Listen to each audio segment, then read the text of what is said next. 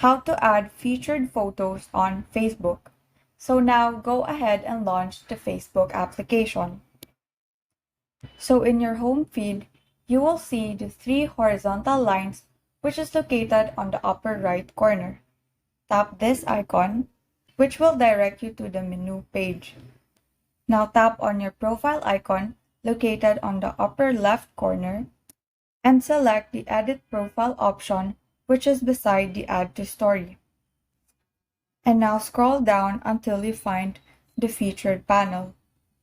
And so within this panel, you will have to tap on the Try It button, which will direct you to the photos found on your camera roll.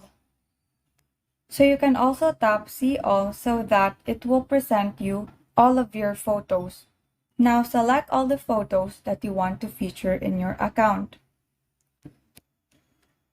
When you're done choosing, tap the Next button found below.